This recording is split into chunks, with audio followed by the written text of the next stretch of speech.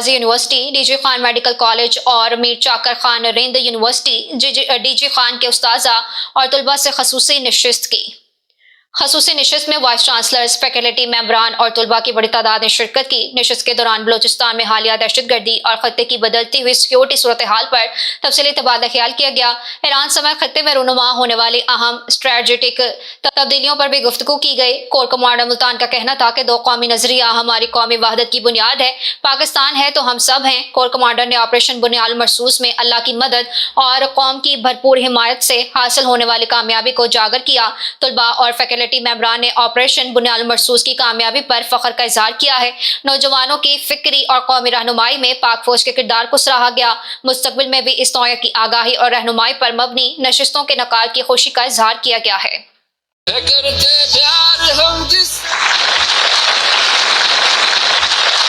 یہ بڑا ایک زبردست ایونٹ تھا۔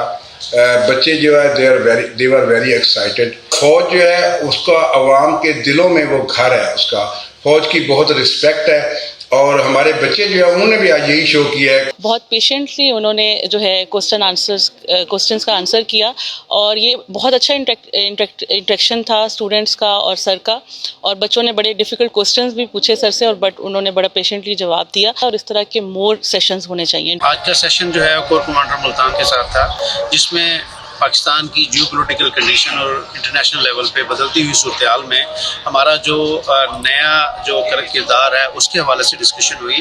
ہمیں جو مختلف قسم کے چیلنجز ہیں اور اس کو کس طرح نپٹا جائے اس کو بہترین طریقے سے جو ہے وہ بیان کیا گیا ہے۔